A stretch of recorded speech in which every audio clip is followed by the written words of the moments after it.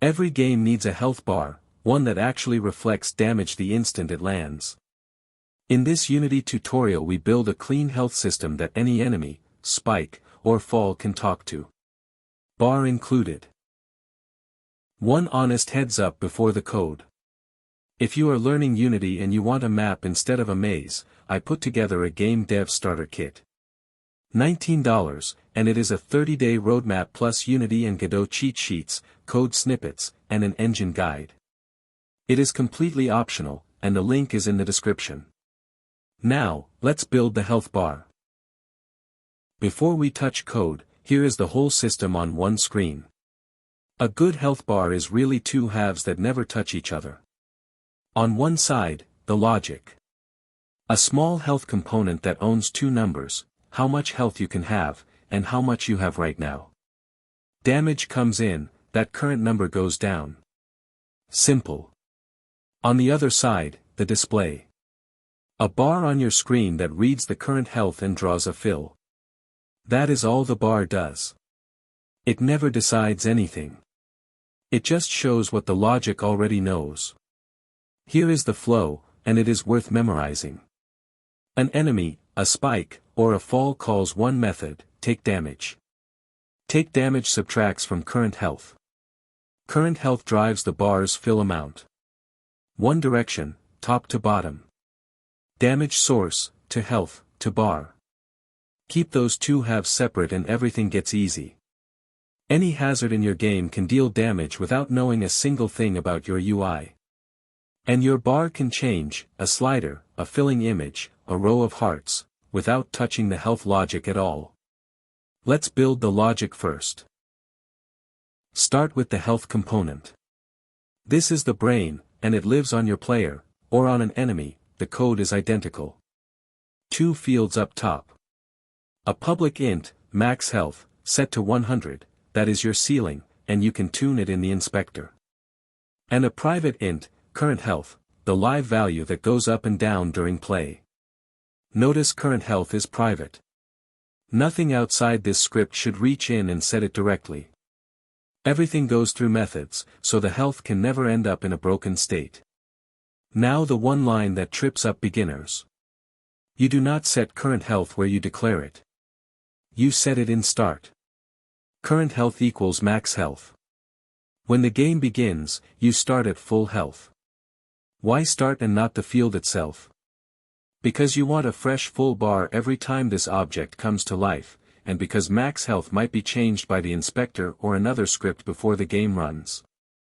Start runs once, after all of that is settled. That is the safe place to fill up. That is the entire foundation. Two numbers, and a full tank on spawn. Now let's take some damage. Here is the heart of the whole system, the TakeDamage method. This is the one thing the outside world is allowed to call. It is public, it returns void, and it takes one int, the amount of damage. Inside, step 1, subtract. Current health minus equals amount. Take 10 damage, lose 10 health. That easy. But raw subtraction has a problem. Take 120 damage from 100 health, and current health is now minus 20. A negative bar looks broken, and it breaks your math later. So step 2, we clamp. Mathf.Clamp, current health, 0, max health. That one call forces the value to stay between 0 and your max, no matter what. Overkill damage stops at 0. Overhealing stops at full. You never have to think about it again. Step 3, check for death.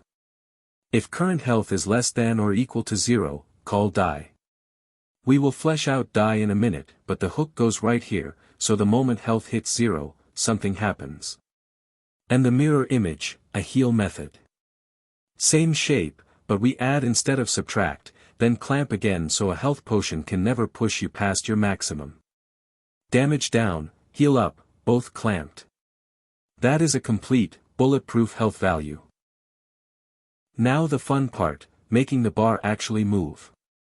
We will use the most common approach in Unity, a filled image. Set an image in your UI, set its image type to filled, and it exposes one magic property, fillAmount. It is a float from 0 to 1.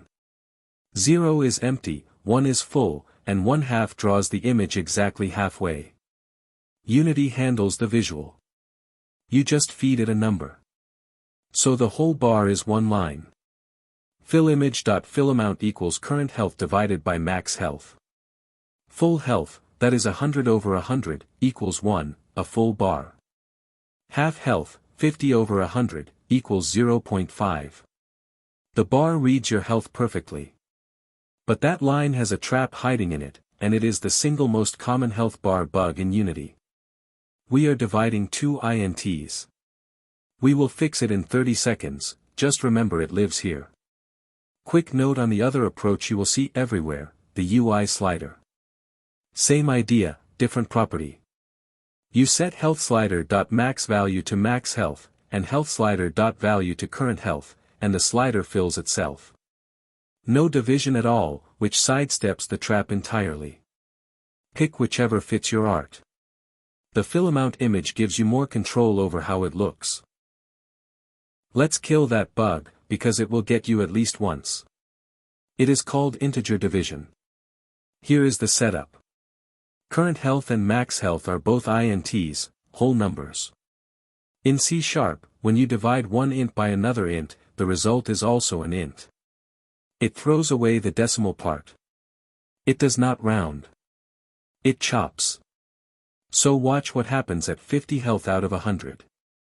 50 divided by 100, in real math, is 0.5. But as int division, C# computes 0.5, throws away the 0.5, and hands you 0. Your bar snaps to empty while you still have half your health. At 99 health, still 0. The bar only shows anything at exactly full. Baffling, until you know. The fix is one word. Cast one side to float before you divide. Open paren, float, close paren, current, then divide by max. The moment one side is a float, C# does floating point division, keeps the decimal, and 50 over 100 is a true 0.5. Your bar is smooth again. Burn this in. Any time you divide two ints and expect a fraction, cast one to float. It is the number one gotcha in health bars, progress bars, and percentages across every game you will ever write. Now let's connect the damage sources, and here is where keeping logic and UI separate pays off completely. Right now, nothing tells the bar to redraw. We could make TakeDamage reach out and grab the bar directly, but that changes your logic to your UI, and that is the thing we have been avoiding. Instead, we use an event. At the top of health, declare a Unity event that carries two ints, current and max. Then, at the end of TakeDamage, right after the clamp, we invoke it. On healthChanged.invoke, currentHealth, maxHealth. That is health shouting, to anyone listening, my health just changed, here are the new numbers. The bar is the listener. Its update bar method takes current and max, does the fillAmount math, and that is it. You wire the bar's update bar to the event in the inspector, no code reference between them. Health does not know the bar exists. The bar does not know what dealt the damage. And now any damage source just calls TakeDamage. An enemy on collision. A spike trigger.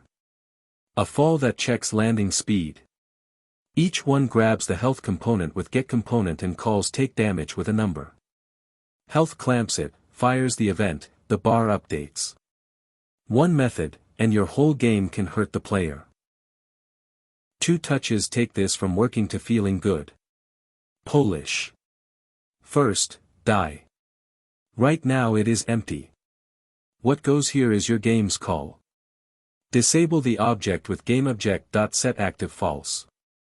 Play a death animation. Or reload the scene with Scene Manager to restart the level. Even just a debug.log while you prototype is fine, the point is that 0 health triggers something, every time, automatically. Second, a smooth bar. Right now fillAmount snaps instantly, which can feel harsh on a big hit. Instead of setting it directly, lerp toward the target. Keep a target fill value, and each frame move the actual fill a little closer with Mathf.Lerp, scaled by time.delta time. Now the bar glides down after a hit instead of jumping. That little drain is the exact juice you see in real games. Neither is required. Both are 10 minutes. Together they turn a raw number into something that feels like a game. And that is the whole point, the logic was done pages ago. This is just making it feel alive. Let's lock in what you built, because this is the real pattern. The health component owns two ints, maxHealth, set in the inspector, and currentHealth, set to full in start. TakeDamage subtracts, clamps with Mathf.Clamp, and calls die at 0. Heal adds and clamps the same way. The bar reads current over max into fillAmount, and you cast one side to float so integer division does not snap it to empty. TakeDamage fires an event, the bar listens, and logic never touches UI. Any enemy, spike, or fall calls TakeDamage. That is a complete, clean, reusable health system. That is a Unity health bar and damage system, done properly, a health component, TakeDamage with clamping, a fillAmount bar, and events that keep your logic and UI apart. You now have a system any hazard in your game can talk to. Here is your next move. The full written guide is linked below, with the inspector wiring, the slider setup, and copy-paste code. And do not stop while it is fresh. Your next watch is lined up, Unity 2D Enemy AI, to build the enemy that actually deals this damage. Or the Unity save system, to save that health between sessions. If you want the full 30-day plan, the gamedev starter kit is in the description.